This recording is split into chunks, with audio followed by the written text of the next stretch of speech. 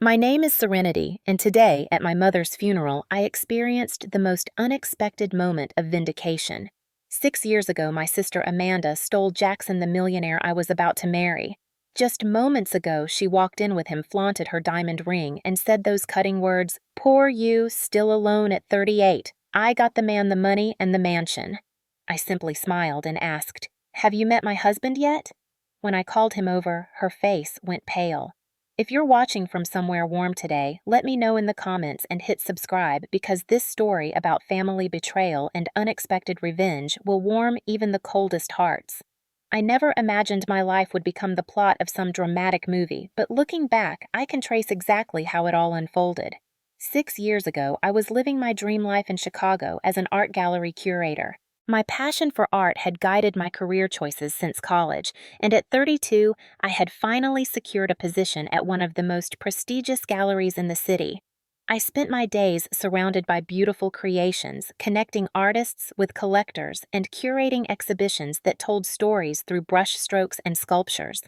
It was during one of these exhibitions that I met Jackson Reed. The gallery was showcasing contemporary architectural photography, and Jackson, a successful real estate developer, attended the opening night. I noticed him immediately, tall, with dark hair and piercing blue eyes, dressed in a perfectly tailored suit that subtly communicated his wealth without being ostentatious. But what caught my attention wasn't his appearance or obvious affluence. It was the way he studied each photograph with genuine interest. The photographer really captured the intersection between human design and natural light, he said when I approached him. His observation was thoughtful, not the typical small talk I was accustomed to hearing at these events. We talked for nearly an hour that night, discussing the relationship between art and architecture, how buildings themselves could be artistic expressions. Jackson understood my passion in a way few others had. By the end of the evening, he had asked for my number, and I found myself eagerly anticipating his call. Our first date was at a small rooftop restaurant overlooking Millennium Park. Jackson arrived with a first edition book about female photographers from the 1920s. He had remembered my casual mention of my thesis topic during our first meeting. That thoughtfulness characterized our entire relationship. He remembered details, anticipated needs, and always made me feel valued. Unlike the stereotype of the arrogant, wealthy businessman, Jackson had built his fortune from nothing. He grew up in a working-class neighborhood in Detroit, worked construction jobs to pay for college, and gradually built his real estate development company focusing on sustainable urban projects. His background made him unpretentious and genuinely appreciative of his success. After 8 months together, Jackson had become such an integral part of my life that it felt natural to introduce him to my family. My younger sister Amanda was 29, then working in marketing but frequently between jobs. She and I had always had a complicated relationship. Growing up, Amanda was the favorite, especially to our mother Diana. She was outgoing and socially adept, while I was more introverted and academic.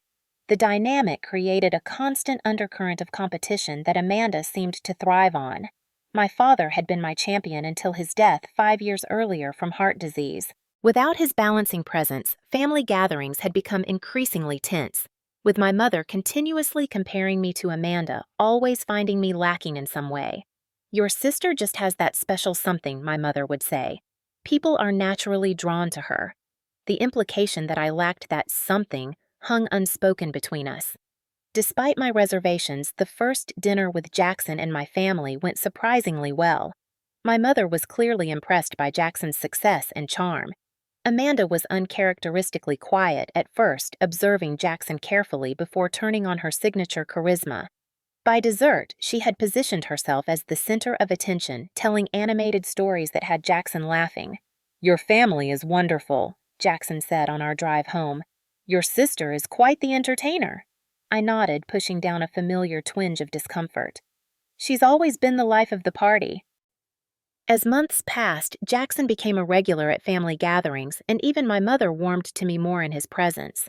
It felt as though his validation somehow made me more acceptable in her eyes, which was both comforting and troubling.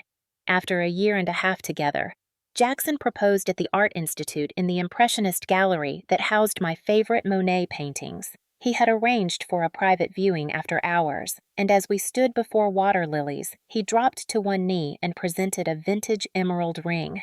"Serenity, you bring beauty and meaning to every aspect of my life," he said, his voice slightly trembling. "Would you do me the extraordinary honor of becoming my wife?" Tears blurred my vision as I accepted, feeling that despite all the uncertainties in my family life, I had found my person, someone who saw and valued me completely. We planned our wedding for the following spring at Armour House, a historic mansion that combined Jackson's love of architecture with my appreciation for art and history. I threw myself into planning, creating mood boards and spreadsheets determined to craft the perfect day. Amanda immediately offered to help, which surprised me given our history. "This is going to be the wedding of the century, sis," she said, flipping through bridal magazines with unusual enthusiasm. "Jackson clearly has excellent taste." Looking back, I should have recognized the warning signs in her too bright smile and the way her eyes followed Jackson whenever he entered a room. But I was blinded by happiness and the belief that finally things were working out exactly as they should. How wrong I was. The first hint that something wasn't right came about 6 months before our wedding. The initial excitement of planning had given way to logistics and stress.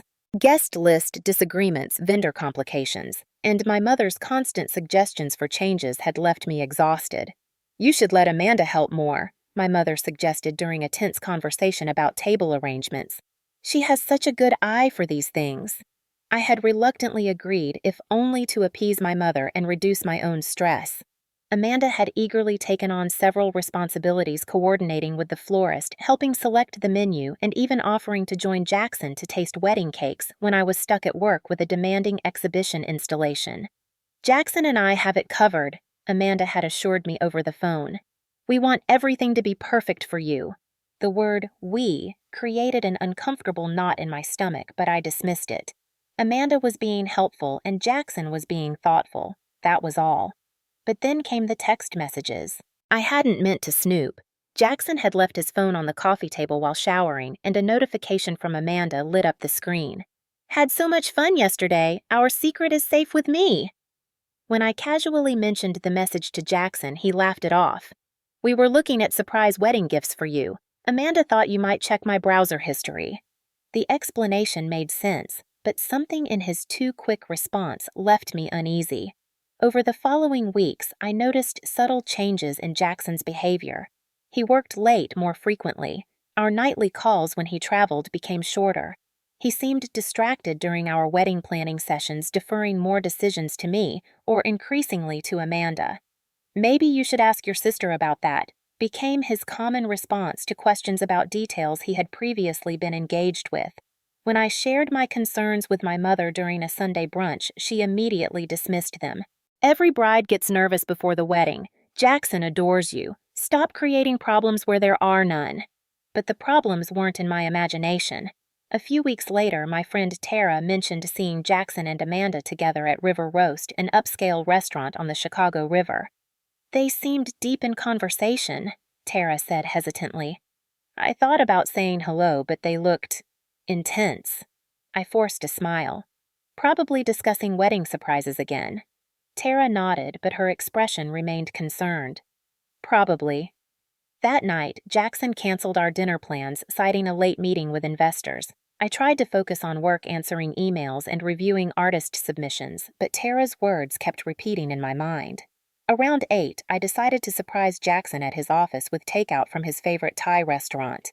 When I arrived at his building downtown, the offices were dark. The security guard confirmed Jackson had left around 5. My heart pounding, I called his cell phone. "Hey, how's the meeting going?" I asked when he answered, the background noise of clinking glasses and conversation clearly audible. There was a pause before Jackson responded. "Good, almost wrapped up. These investors are quite thorough." "Where exactly are you meeting?" I pressed my voice calmer than I felt. "The conference room at the Hyatt. Look, I need to go. Can I call you later?" After hanging up, I sat in my car for nearly 20 minutes trying to process what had just happened. Jackson had lied to me. Why? The obvious answer made my stomach turn. That night, I barely slept, replaying every interaction between Jackson and Amanda over the past months. Had I missed signs? Was I being paranoid? By morning, I had decided confrontation was the only way forward. I needed truth, not suspicion. When Jackson returned home the next morning, I was sitting at our kitchen island, 2 cups of coffee prepared. His momentary surprise at seeing me waiting quickly transformed into a carefully neutral expression. "We need to talk," I said quietly. "About what?" He took the coffee but remained standing an unusual distance between us. "I went to your office last night. You weren't there." Jackson's expression hardened slightly. "Are you checking up on me now?" "That doesn't exactly demonstrate trust, Serenity." His deflection only strengthened my resolve. "Where were you?" "I told you, I had a meeting that moved to the Hyatt." "The restaurant at the Hyatt, because that's what it sounded like." He set down his coffee cup with more force than necessary. "Yes, we moved to the restaurant. Is that a crime?" "Why are you acting so paranoid? This isn't like you." His characterization of me as paranoid stung, especially because I had always prided myself on being reasonable and measured, but something wasn't adding up and my instincts were screaming at me to pay attention. The next few weeks created an uncomfortable pattern. Jackson and I circled each other cautiously. Our conversations became superficial, focusing on schedules and logistics rather than emotions or plans. The intimacy that had characterized our relationship was eroding, replaced by politeness that felt worse than outright fighting would have. During a family Sunday dinner, I noticed Amanda wearing a new designer watch. When I complimented it, she casually mentioned it was a gift. "For all my help with the wedding," she added with a smile that didn't quite reach her eyes. Throughout dinner, I observed Amanda and Jackson carefully. They didn't speak to each other unusually often, but there was something in their brief interactions, a shared glance, a slight smile that suggested familiarity beyond what I was comfortable with. When Amanda made an inside joke about an art exhibition Jackson and I had attended one I was certain I hadn't mentioned to her, my suspicions deepened. "Amanda has been making such wonderful progress in her career," my mother announced over dessert. "Her new position pays substantially more, and her boss clearly values her contributions." Amanda smiled modestly. "Just finally getting recognized for my talents." I hadn't even known Amanda had changed jobs. The realization of how disconnected I had become from my sister's life momentarily distracted me from my concerns about Jackson. The confirmation I hadn't wanted came a week later. While hanging up Jackson's suit jacket after a business dinner, I felt something in the pocket. A hotel receipt from the Four Seasons dated for an afternoon when Jackson had told me he was meeting contractors at a building site. That night, I lay awake beside Jackson, listening to his even breathing and feeling a chasm opening between us. The next morning, I made a decision that would change everything. I called in sick to work and waited for Jackson to leave for his meeting with contractors at noon. Then I followed him. Jackson drove directly to the Four Seasons parked in the underground garage and entered the lobby. I waited in my car for nearly 20 minutes before following my heart pounding so hard I could feel it in my throat. The elegant lobby was busy with business travelers and tourists. I spotted Jackson sitting in the lounge area checking his watch. 5 minutes later, Amanda walked through the revolving doors wearing a red dress I had never seen before. When Jackson saw her, his face transformed with a smile I had once believed was reserved for me. They embraced and then in full view of everyone in the lobby kissed. Not a friendly peck, but the kiss of lovers who felt entitled to their affection. The world seemed to tilt around me as I watched my fiancé and my sister locked in an embrace that erased any possibility of innocent explanation. I don't remember consciously deciding to confront them. Suddenly, I was simply standing before them, my voice surprisingly steady as I said, "Well, this explains a lot." They jumped apart, twin expressions of shock on their faces. Jackson recovered first. "Serenity, this isn't— we were going to tell you." His words tumbled out, contradicting themselves in real time. Amanda said nothing, her expression shifting from shock to something that looked disturbingly like triumph. "Tell me what exactly—" I asked, my voice sounding foreign to my own ears. "That you're having an affair, that you've been lying to me for— how long?" Jackson reached for me. "Please, let's talk about this privately." I stepped back, avoiding his touch. "How long, Jackson?" He looked at the floor, then at Amanda, who finally spoke. 3 months, if you must know, but it would have happened eventually." We didn't plan it, but when it's right, it's right. And my engagement ring. My wedding plans were those right too. The surreal quality of the moment made it almost possible to distance myself from the pain. Amanda shrugged a gesture so dismissive of my feelings that it momentarily stunned me. You were never good enough for him anyway, Serenity. Everyone could see it. I just helped Jackson realize it sooner rather than later. The cruelty of her words cut through my shock. I turned to Jackson, waiting for him to defend me to contradict her assessment. His silence was the final betrayal. I hope you'll be very happy together, I said, surprised by my own composure. You deserve each other. I walked away, ignoring Jackson calling my name. In my car, I sat with my hands gripping the steering wheel, waiting for the breakdown I knew was coming. Instead, I felt a strange, detached calm as I drove home alone. That night, Jackson called multiple times before I finally answered. I never meant to hurt you, he said, the platitude so inadequate it would have been laughable if it weren't so painful. But you did. I've been confused. Amanda and it just happened. I think we need to talk about postponing the wedding until I figure things out.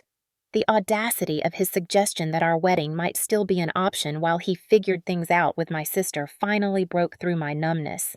There is no wedding, Jackson. Not anymore. Not ever. I hung up and turned off my phone, finally allowing the tears to come. The next morning, I woke to sunlight streaming through the blinds I had forgotten to close. For a blissful moment, I didn't remember. Then, reality crashed back, and I noticed Jackson's side of the bed was empty.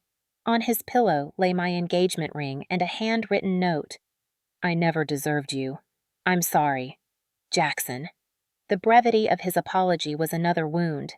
3 sentences to end a relationship I had believed would last a lifetime. I held the ring once so precious to me, now nothing but a painful symbol of broken promises. Later that day, I learned Jackson had packed essential items while I slept and checked into a hotel. The practical aftermath of heartbreak was almost as devastating as the emotional one. I spent the next week systematically dismantling wedding plans that had taken months to create. Each call to cancel a vendor required explaining that the wedding was off, enduring pitying responses, and negotiating the return of deposits. I'm so sorry to hear that Miss Thompson, the caterer, said, her voice gentle with compassion that made me want to scream. These things happen for a reason. You'll find someone better. The platitudes offered no comfort as I crossed items off the spreadsheet that had once represented my future happiness.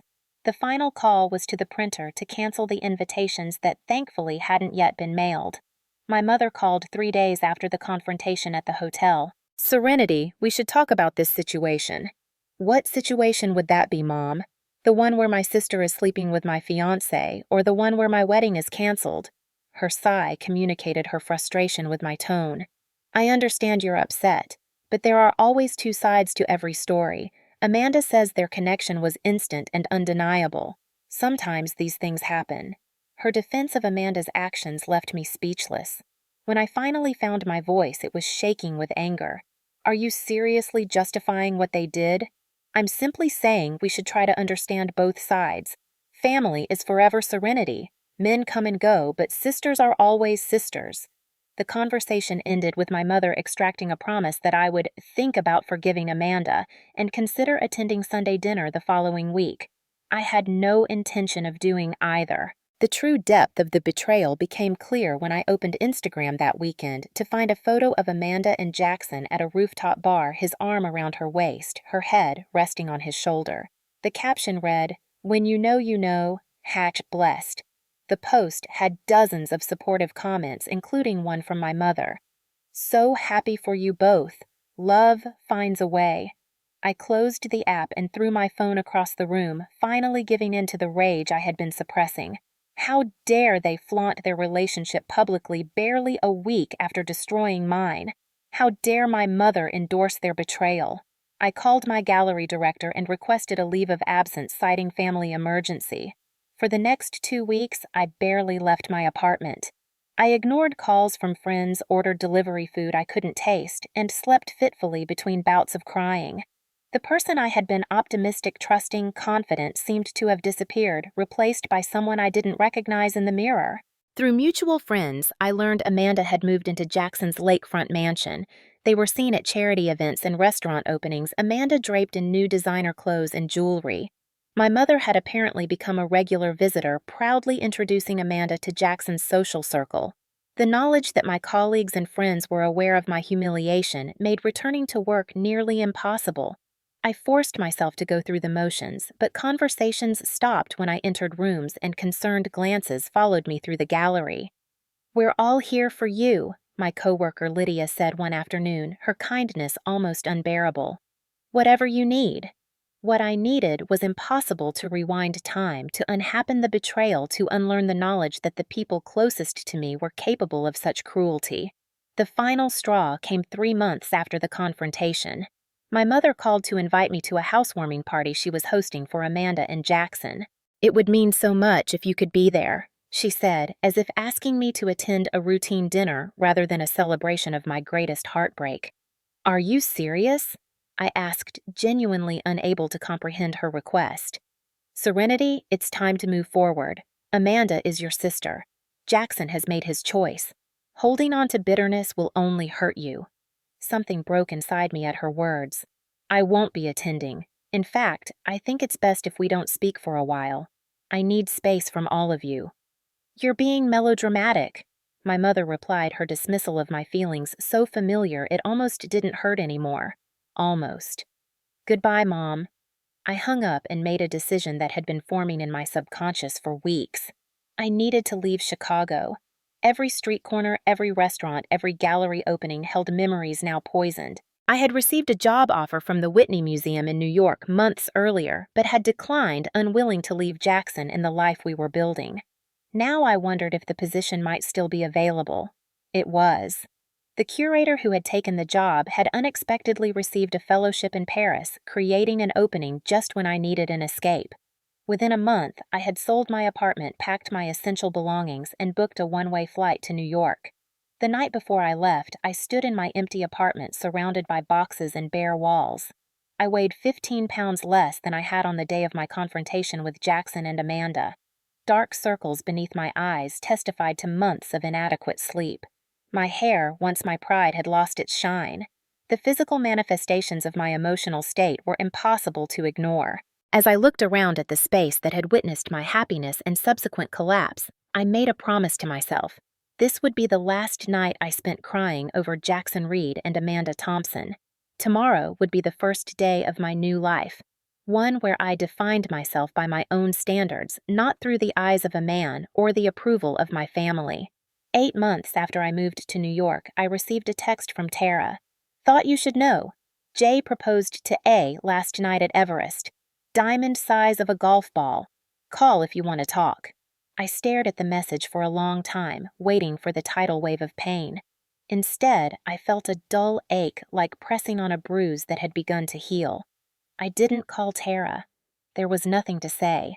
My new life in New York began in a small but bright one-bedroom apartment in Brooklyn. After the spacious condo I had shared with Jackson, it felt like playing house in a dollhouse. But the constraints of the space matched the way I was living carefully within new boundaries, taking up less room in the world. The Whitney position challenged me professionally in ways my Chicago gallery had not. Working with contemporary artists required constant evolution of thought and aesthetic appreciation. The demanding nature of the job became my salvation, giving me purpose when everything else felt uncertain. 2 months after arriving in New York, I started therapy, finally acknowledging I couldn't process the betrayal alone. Dr. Winters, a compassionate woman in her 50s, helped me understand that my relationship patterns had roots in my family dynamics. "Your mother consistently prioritized your sister's needs and feelings above yours," she observed during one session. "You learned early that your worth was conditional on achievement or the approval of others." So I was predisposed to accept crumbs of affection from Jackson. The realization was painful but clarifying. "You accepted the love you thought you deserved," she corrected gently. "Now you can learn to expect more." These weekly sessions became anchors in my new life. Gradually, I began rebuilding myself, not the Serenity who had existed for others' approval, but someone more authentic and resilient. I made new friends, slowly protective of my still healing heart. My colleague Julian introduced me to his circle artists, writers, and curators who knew nothing about my past. With them, I could be simply Serenity the Whitney curator with opinions about installation art and a dry sense of humor. Not Jackson's ex-fiancée, not Amanda's betrayed sister. Occasionally, news from Chicago reached me through mutual friends who hadn't chosen sides in the aftermath. Amanda and Jackson had become fixtures in Chicago society pages. My mother frequently appeared in photos with them at charity events, beaming with pride at her daughter's ascent into wealth and status. These updates no longer devastated me, though they still stung. I had stopped following anyone connected to them on social media and asked friends to refrain from updates unless absolutely necessary. The distance, both physical and emotional, was essential to my healing. In the spring of my second year in New York, I discovered photography. A weekend workshop intended to help me better understand the artists I curated awakened an unexpected passion. Through the viewfinder, I found a new way of seeing the world, focusing on beauty in unexpected places, playing with perspective and light. For the first time since the betrayal, I felt creative rather than merely reactive. This newfound interest led me to join a hiking group that explored areas outside the city for photographic opportunities. During a fall expedition to the Catskills, I met Gabriel Mendez. Gabriel was setting up a tripod near a particularly striking viewpoint when I arrived at the same spot. We both laughed at the coincidence. "Great minds," he said, adjusting his lens. "The light here is incredible." Unlike Jackson's polished corporate appearance, Gabriel had an casual confidence. His dark hair was slightly too long, and his hiking clothes were well worn but good quality. He photographed the landscape with the practiced ease of someone who had been doing it for years. "Are you a professional?" I asked, noticing the quality of his equipment. "Architect by trade, photographer by passion," he replied, though lately the lines blur. I use my own photography in my design work more and more. We spent the afternoon comparing shots and discussing composition. By the time the group reassembled to return to the city, we had exchanged numbers with plans to attend a photography exhibition the following weekend. Our friendship developed naturally over the next few months. Gabriel was divorced, having ended his marriage 3 years earlier when he discovered his wife's affair with his business partner. The parallel to my experience created an unspoken understanding between us. The worst part wasn't even the betrayal he told me over dinner one night 6 months into our friendship. It was doubting my own judgment. How could I have been so wrong about someone I thought I knew completely? Exactly. I said, the relief of being truly understood washing over me. Everyone kept saying I would find someone better, but all I could think was, how can I ever trust my own feelings again? Unlike my friends who urged me to get back out there weeks after my breakup, Gabriel respected the pace of healing. He never pushed for more than I was ready to give, content with our evolving closeness without demanding definitions. When I finally shared the full story of Jackson and Amanda's betrayal, Gabriel listened without interruption, his expression reflecting anger and compassion in equal measure. "Your sister and mother's behavior is inexcusable," he said when I finished. "Family should be a source of support, not additional trauma." His validation of my feelings without qualification or suggestions to forgive for my own sake was profoundly healing. For the first time, I felt completely seen in my pain, without being urged to minimize it or move past it before I was ready. Our relationship evolved gradually from friendship to romance. Our first kiss happened on the High Line nearly 8 months after we met, surrounded by urban gardens and the sunset reflecting off the Hudson River. Unlike the passionate beginning with Jackson, my connection with Gabriel built slowly based on mutual respect and genuine understanding. "I know what it's like to have trust broken," Gabriel said one evening as we cooked dinner in his Tribeca loft. "I never want you to feel unsafe with me." His consistent reliability and emotional honesty created a foundation unlike any relationship I had experienced before. Gabriel's career as a respected architect specializing in sustainable urban design was established and successful, but he wore his achievements lightly. There was none of Jackson's need to impress or dominate social situations. Gabriel listened more than he spoke, valued substance over appearance, and treated everyone with equal respect, regardless of their status or usefulness to him. 2 years after our first meeting in the Catskills, Gabriel proposed during a weekend trip to the Massachusetts coast. We had spent the day photographing lighthouses, and as sunset approached, he suggested one final shot from a secluded beach. When I turned from setting up my tripod, he was kneeling in the sand holding a simple but elegant sapphire ring. Serenity, you've taught me that sometimes life gives us exactly what we need precisely when we've stopped looking for it.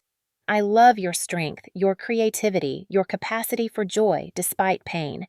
Would you build a life with me? The proposal was nothing like Jackson's grand gesture at the Art Institute. It was private, sincere, and perfectly aligned with the relationship we had created together. My yes came without hesitation or doubt. We married 6 months later in a small ceremony in Central Park, surrounded by only our closest friends. I wore a simple ivory dress and carried wildflowers. The absence of my family was both a sadness and a relief. I had sent my mother an invitation out of obligation, but received only a terse note, declining due to prior commitments. Gabriel and I built our life together deliberately, combining our talents and interests in organic ways. We purchased a neglected brownstone in Brooklyn and spent weekends restoring it, preserving its historic details while incorporating modern sustainable elements that showcased Gabriel's architectural vision. 3 years into our marriage, I launched a small art consulting business alongside my museum work, helping select and commission pieces for Gabriel's architectural projects. Our professional collaboration enhanced our personal connection, creating a partnership that supported both our individual goals and our shared vision. The life we created together bore little resemblance to the one I had imagined with Jackson. It was more authentic, more challenging, and infinitely more satisfying. Gabriel's love wasn't based on who he wanted me to be or how I enhanced his image, but on who I actually was. Complicated history, evolving dreams and all. I had limited contact with my mother during those years, exchanging occasional bland emails and obligatory birthday calls. I knew through these minimal interactions that Amanda and Jackson remained married, living in his mansion and traveling extensively. My mother never mentioned any troubles in their relationship, presenting their life as perfect in every communication. I had made peace with the estrangement, focusing on the family Gabriel and I were creating for ourselves through deep friendships and our shared work community. The wounds had scarred over, no longer raw, but still permanently part of my story. Then came the call that would unexpectedly bring me face to face with my past. On a rainy Tuesday in April, I received a call from a Chicago number I didn't recognize. Thinking it might be related to an artist I was courting for the Whitney, I answered while reviewing installation photos at my desk. "Is this Serenity Thompson?" The formal, unfamiliar voice immediately put me on alert. "This is Serenity Mendez now." "Yes." "Ms. Mendez, I'm calling from Northwestern Memorial Hospital. Your mother Diana Thompson has been admitted with pneumonia complicated by her existing COPD. Her condition is serious and she's asked that you be notified." The news caught me completely off guard. My mother had never mentioned having COPD during our infrequent communications. How long had she been ill? The realization that I knew so little about her current health struck me with unexpected force. "Is she... How serious is it?" I managed to ask. "The doctor would prefer to discuss that with family directly. Are you able to come to Chicago?" The question hung in the air as memories and emotions collided. 5 years had passed since I had left Chicago, vowing never to return. 5 years of carefully constructed distance from the pain my family had caused. "Ms. Mendez, are you there?" "Yes, sorry, I need to make arrangements. Please tell my mother I'll be there as soon as I can." After hanging up, I sat motionless, trying to process this sudden intrusion of the past into my present. Gabriel found me still at my desk an hour later when he stopped by the museum to meet for our planned lunch. "What happened?" he asked, immediately sensing my distress. I explained the situation, my emotions conflicted. "I don't know how to feel. She's my mother, but she hurt you deeply," Gabriel finished. "Both feelings can be true at once. You can be concerned for her health while still acknowledging the pain she caused." His understanding gave me permission to experience the full complexity of my emotions. By that evening, we had booked flights to Chicago for the following day. Gabriel had insisted on accompanying me, understanding how difficult this return would be. "You shouldn't face this alone," he said as we packed. "Whatever happens, we face it together." Walking into Northwestern Memorial Hospital brought a flood of memories. This was where my father had died, where I had said my final goodbye to him. Now I was returning for my mother, unsure what awaited me. The ICU nurse directed us to my mother's room. I paused outside the door, gathering courage. Gabriel squeezed my hand. I'm right here. My mother looked shockingly diminished in the hospital bed, oxygen tubes in her nose, her once carefully maintained appearance now frail and aged. Her eyes widened when she saw me, a complex emotion I couldn't quite identify crossing her face. Serenity, you came? Her voice was weak, barely audible over the beeping monitors. Of course I came. I moved to her bedside, unsure whether to embrace her. We settled for an awkward hand clasp. And this is my husband, Gabriel Mendez. Pride crept into my voice despite the tension. We've been married for 3 years. My mother studied Gabriel with the assessing gaze I remembered so well. I didn't know you remarried. The fact that she considered this a remarriage rather than simply a marriage, as if my engagement to Jackson had been equivalent to a marriage, stung, but I let it pass. There's a lot we don't know about each other anymore, I replied, trying to keep my tone neutral. The doctor arrived then, explaining my mother's condition with careful clarity. The pneumonia was serious but treatable. The underlying COPD, however, had progressed significantly. She would need ongoing oxygen therapy and substantial lifestyle changes. Your mother will need support during recovery, the doctor concluded. Is there family who can assist? Before I could respond, my mother spoke up. Amanda and Jackson will help, but they're in Europe until next week. Of course they were. The mention of their names together still created a tightness in my chest, though not the acute pain it once had. Gabriel and I will stay until they return, I found myself saying, surprising even myself with the offer. Later, as my mother slept, Gabriel and I sat in the hospital cafeteria discussing the situation. Are you sure about staying? He asked gently. No one would blame you if you wanted to arrange for professional care and return to New York. I considered his question seriously. I think I need this, not just for her, but for me. There are things unresolved between us that I've been avoiding. Maybe this is the opportunity to address them. The next week passed in a blur of hospital visits, consultations with doctors, and preparations for my mother's discharge. We stayed at a hotel, avoiding the house where I had grown up, now filled with memories I wasn't ready to confront. As my mother's condition stabilized, our conversations became less focused on medical concerns and more personal. One afternoon, as I helped her with lunch, she broached the subject we had both been avoiding. I know I wasn't the mother you needed after your father died. She said, her voice stronger than it had been since my arrival. I favored Amanda. I always have. The blunt admission stunned me. I had expected continued denial, not acknowledgement. Why? The question contained decades of hurt. She looked out the window before answering. Amanda reminded me of myself. You were always your father's daughter, thoughtful, reserved, seeing the world through art and books. I didn't understand you. It was easier to connect with Amanda. That doesn't excuse how you treated me when Jackson and Amanda— No, she interrupted, meeting my eyes directly. It doesn't. I was wrong. I wanted to believe their relationship was fate or true love because it was easier than admitting my daughter had betrayed my other daughter. I chose the comfortable lie. Her admission cracked something open inside me, not forgiveness exactly, but perhaps the beginning of understanding. We were both quiet for a long time, the beeping monitors filling the silence. Tell me about your husband, she finally said. He seems like a good man. For the first time in years, I shared details of my life with my mother. I told her about meeting Gabriel, our photography expeditions, the brownstone we were renovating. She listened with what appeared to be genuine interest, asking questions about his architecture and our life in New York. As my mother's discharge date approached, we extended our stay in Chicago, arranging for home health care and setting up her apartment for her return. Gabriel worked remotely, taking video calls in the hotel while I navigated the healthcare system and my evolving relationship with my mother. Amanda called. My mother mentioned casually during one visit. She and Jackson are cutting their trip short. They'll be back tomorrow. The prospect of seeing them together after all these years sent a wave of anxiety through me.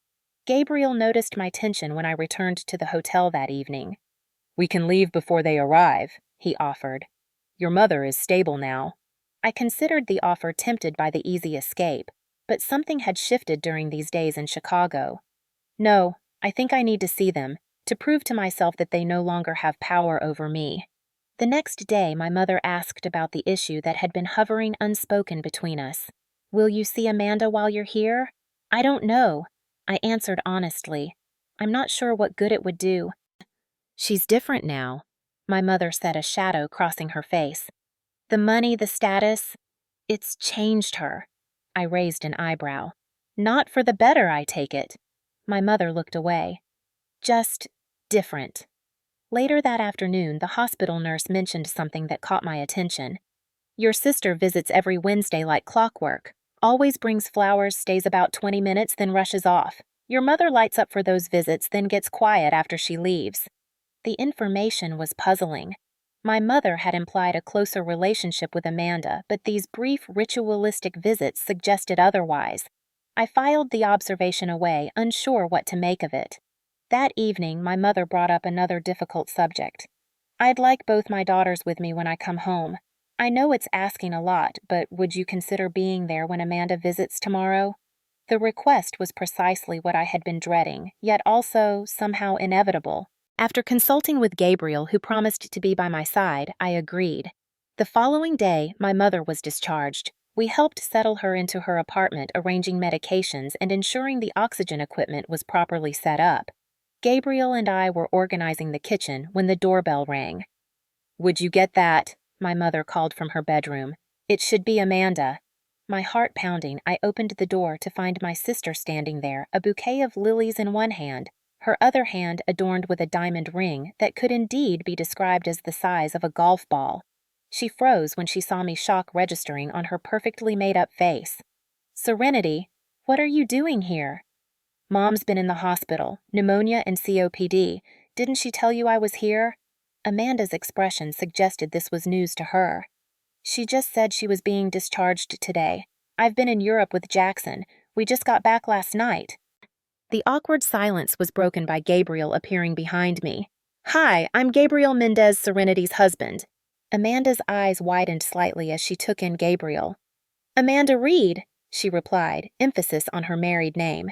Nice to meet you. The stilted introduction was interrupted by my mother calling from the bedroom. Is that Amanda? Come in, both of you. I want to see my girls together. The next hour was surreal. Amanda perched on the edge of my mother's bed, chatting about her European vacation while carefully avoiding direct interaction with me. Gabriel sat quietly beside me, a reassuring presence, as I navigated this bizarre family reunion. When my mother mentioned needing help with medications, Amanda immediately looked at her watch. I have an appointment across town. I'm sure Serenity can handle that.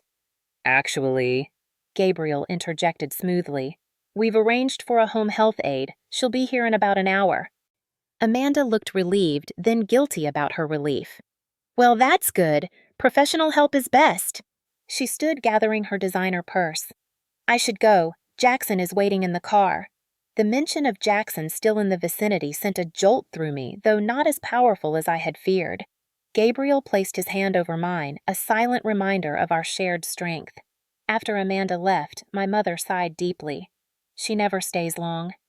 The nurse mentioned she visits every Wednesday. My mother nodded. Like clockwork, in and out. Jackson never comes in. Are they happy? I asked, unsure why I wanted to know. My mother was quiet for a long moment. They look happy in photographs. The non-answer was revealing in its ambiguity. Before I could ask more, the doorbell rang again, announcing the arrival of the home health aide. Over the next few days, Gabriel and I established a routine, visiting my mother in the mornings and exploring Chicago in the afternoons. Being back in the city was less painful than I had anticipated, perhaps because I was seeing it through Gabriel's architect's eye, focusing on the evolution of buildings and neighborhoods rather than memories of my previous life. One afternoon, while my mother napped, her nurse pulled me aside. I shouldn't say this, but since your sister and her husband argue whenever they think your mother is asleep. Last month I overheard him threatening to leave her if she embarrassed him again. Just thought you should know what's really going on. The information settled uncomfortably in my consciousness. Whatever I had imagined about Amanda and Jackson's life together, it wasn't this. The possibility that their seemingly perfect marriage might be deeply flawed was both vindicating and saddening. On our final evening in Chicago, my mother asked the question she had been avoiding. Will you come back? Not just if I get sick again, but to visit. The hesitancy in her voice, so unlike her usual certainty, touched me unexpectedly. I think I might. Not right away, but yes, eventually. Something like hope flickered across her face. I'd like that. As Gabriel and I prepared to return to New York the next day, I felt a curious mix of emotions. The trip had not provided the neat closure of movie reconciliations, but it had begun a process of reconnection that felt, if not healing, at least no longer actively harmful. You've changed, Gabriel observed as we packed. You seem lighter. I think I needed to see that they didn't take anything essential from me, I replied, realizing the truth of it as I spoke. Whatever they did, whatever they have, they can't touch what matters most. We returned to New York, resuming our lives with a new perspective. I found myself calling my mother more regularly, our conversations gradually becoming less strained. She mentioned Amanda less frequently, though. When she did, there was a new note of concern rather than admiration in her voice. 3 months later, we received the call we had been half expecting. My mother's condition had deteriorated rapidly. By the time we arrived in Chicago, she was in hospice care, the doctors explaining gently that her lungs were failing and intervention would only prolong her suffering. Both my daughters, she whispered when she saw me and Amanda in her room. Together again. Amanda and I exchanged glances across our mother's bed, decades of competition and betrayal, momentarily suspended by our shared grief. For the first time since the betrayal, we were united in purpose, comforting our mother in her final days. Those days passed in a strange blur of hospital routines, whispered conversations, and unexpected moments of grace. My mother, growing weaker daily, seemed determined to set things right before she left. I was wrong about so many things, she told me one evening when we were alone. I thought status and security were what mattered. I pushed Amanda toward that, praised her for achieving it. But look at you. You built something real, something lasting, with a good man who sees you truly. Her words, the validation I had sought for so long, came too late for the girl I had been, but arrived just in time for the woman I had become. I held her hand, accepting the imperfect reconciliation life had granted us. My mother passed peacefully in her sleep 5 days after we arrived with both her daughters at her bedside. In death, her face relaxed into a serenity I had rarely witnessed in life. Amanda and I, bound by this final vigil, agreed to handle the funeral arrangements together. The process forced a tentative communication between us, focused initially on practical matters, selecting the casket, choosing readings, creating the program. We worked around each other carefully like dancers avoiding collision. Gabriel managed the interactions with Jackson, who remained conspicuously distant from the arrangements, appearing only when absolutely necessary, and watching me with an uncomfortable mixture of guilt and curiosity. The morning of the funeral dawned clear and cool. Gabriel and I arrived early at the chapel to greet mourners, many of whom expressed surprise at seeing me. The long-absent daughter returned. I accepted condolences with composure, Gabriel a steady presence beside me. The chapel was nearly full when a murmur near the entrance announced Amanda and Jackson's arrival. They made their entrance like celebrities at a premiere, Amanda in designer black with oversized sunglasses, Jackson in an impeccable suit, his hand placed proprietarily on her lower back. As they approached the front row reserved for family, Amanda paused before me, deliberately adjusting her position to ensure the enormous diamond on her finger caught the light. "Serenity, holding up okay?" Her tone suggested concern, while her expression conveyed something entirely different. "As well as can be expected. Thank you for asking." She glanced around the chapel, noting the attendance. "Quite a turnout. Mother would have been pleased." I nodded, keeping my expression neutral despite the implicit suggestion that the crowd was there for her, not for me. Amanda's gaze swept over my simple black dress, my comfortable but modest shoes, taking in everything with the calculating assessment I remembered so well. "It's been, 6 years since you left Chicago still at that museum in New York?" "Yes, and running my own art consulting business as well." She nodded dismissively, then delivered the blow she had clearly been planning. Poor you, still alone at 38. I got the man, the money, and the mansion. She twisted her ring for emphasis, voice lowered but still audible to those nearby. Some of us just know how to play the game better. The cruelty of choosing this moment, our mother's funeral, for such a display might once have devastated me. Instead, I found myself surprisingly calm, almost pitying. Have you met my husband yet? I asked, gesturing toward Gabriel, who was speaking with the minister nearby. Amanda's eyes narrowed slightly. The architect, yes, briefly at Mother's apartment. I called Gabriel over, watching as recognition slowly dawned on Jackson's face. The color drained from his features as Gabriel approached and placed his arm around my waist.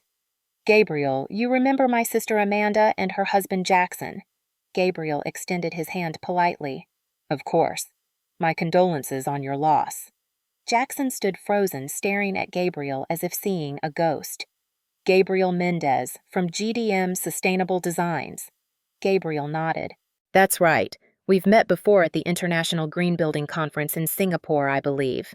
What Amanda and Jackson couldn't have known, what I myself had only discovered after Gabriel and I were already serious, was that Gabriel was not just any architect. His firm had pioneered sustainable urban development methods now used worldwide. The former business partner who had betrayed him had been bought out years ago, and Gabriel's subsequent international success had made him significantly wealthier than Jackson, whose development company remained regional. Amanda looked between the men, confusion evident in her expression. You two know each other. Jackson cleared his throat uncomfortably. Gabriel's firm is quite successful. They just completed that mixed-use development in Dubai, the one that's been in all the architectural journals. The implication hung in the air between us. Gabriel's success far eclipsed Jackson's, a fact that clearly disturbed both Amanda and Jackson deeply. We should take our seats, I suggested gently as the minister signaled readiness to begin. The service is about to start. Throughout the funeral, I felt Amanda's gaze repeatedly turning toward Gabriel and me. The dynamic had shifted in a way she clearly hadn't anticipated, her carefully scripted moment of triumph thoroughly undermined. After the service, as mourners gathered in the reception hall, Jackson approached me while Gabriel was engaged in conversation with a former colleague of my mother's. Serenity, could I speak with you privately for a moment? I hesitated, then nodded, following him to a quiet corner of the hall. Standing before him, I was struck by how ordinary he now seemed, handsome. Still, certainly, but lacking the almost mythic quality my memory had assigned him. I owe you an apology, he began, his voice low. What Amanda and I did to you was unforgivable. I've wanted to tell you that for years. The apology, delivered 6 years too late, was both meaningless and somehow important. Why now? He glanced toward Amanda, who was watching us from across the room. Because seeing you today with Gabriel, you seem happy. Really happy. And I'm not. The admission appeared to surprise even him. Marrying Amanda was the biggest mistake of my life. I'm sorry to hear that. And strangely, I was. Not because I still harbored feelings for him, but because no one deserved to live in an unhappy marriage. She's been unfaithful. He continued, the words spilling out as if he'd been waiting years to say them. Multiple times. But the prenup is ironclad. If we divorce, she gets almost nothing. So we stay together pretending. I processed this information, searching for the satisfaction I might once have felt at their misery. Instead, I found only a weary recognition of the cycle they had trapped themselves in. What you and Amanda did hurt me deeply, I said finally. But standing here now, I realize it was actually a gift. It forced me to rebuild my life on my terms, to find someone who loves me for who I am, not what I represent or how I make them look. Jackson nodded, his expression a complex mixture of regret and resignation. You deserved better than what I gave you. I see that now. We all deserved better, I replied, including Amanda in that assessment despite everything. I hope you find your way to happiness, Jackson. I really do. As I turned to rejoin Gabriel, I felt something shift inside me, the final release of a weight I hadn't fully acknowledged I was still carrying. The betrayal that had once defined me had become simply a chapter in my story, not its conclusion. Gabriel met my eyes across the room, his expression questioning. I smiled reassuringly as I made my way back to him. Everything okay? he asked quietly, taking my hand. Better than okay, I replied and meant it. After the reception, as we prepared to leave, Amanda approached us alone. Her earlier confidence had diminished, replaced by an uncertainty I had never seen in her. Your husband is quite impressive, she said, a hint of envy in her tone. Jackson says his company is worth hundreds of millions now. Gabriel's work is impressive, I corrected gently. The value of his company is secondary to the value of what he creates and the principles he stands by. Amanda appeared to consider this perspective so foreign to her own value system. You always were the smart one, she finally said, a surprising admission. I was just the pretty one, the charming one. That's what Mom always said. The glimpse into how our mother's favoritism had shaped Amanda's self-perception was unexpectedly illuminating. We were both more than the roles we were assigned, I offered. We still are. She nodded, though whether in agreement or dismissal was unclear. Will you be staying in Chicago? We're flying back tomorrow. Our life is in New York now. Of course. She hesitated, then added, Jackson and I are separating. Not publicly yet, but it's over. Has been for a while. The confession surprised me with its vulnerability. I'm sorry, Amanda. She shrugged, the familiar dismissive gesture returning. Don't be. I got what I wanted. 6 years in a mansion, the social status, the trips, the jewelry. Worth it. The words sounded rehearsed, as if she had been repeating them to herself as justification. Was it, though? Our eyes met, and for a moment the pretense dropped away. No, she admitted quietly. But it's what I chose. We said goodbye awkwardly, neither embracing nor promising to stay in touch. Some bridges once burned could not be rebuilt, but perhaps they didn't need to be. As Gabriel and I left Chicago the next day, I looked out the airplane window at the receding skyline of my former home. The city had once represented everything I had lost. Now it was simply a place where part of my story had unfolded, not the most important part. Gabriel took my hand as the plane banked east toward New York, toward home. Penny for your thoughts. I smiled, thinking of how far I had come from the devastated woman who had fled Chicago 6 years earlier. I was just thinking that sometimes life's worst betrayals turn out to be its greatest redirections. He squeezed my hand, understanding, without need for elaboration. To redirections, then. To redirections, I agreed, leaning my head against his shoulder as Chicago disappeared beneath the clouds and we flew toward the future we had built together. I realized in that moment that true wealth had nothing to do with mansions or diamonds. It was found in genuine connection, in hard-won self-knowledge, in the courage to rebuild after devastation. By those measures, I was the richest woman in the world. Have you ever experienced a betrayal that ultimately led you to something better? Sometimes the worst moments in our lives force us onto paths we would never have chosen but needed to find. If this story resonated with you, please share your own redirection moment in the comments below. And if you found meaning in Serenity's journey, please hit that subscribe button and share this video with someone who might need to hear that pain can eventually lead to purpose. Thank you for listening to my story. Remember, it's never too late to rewrite your ending.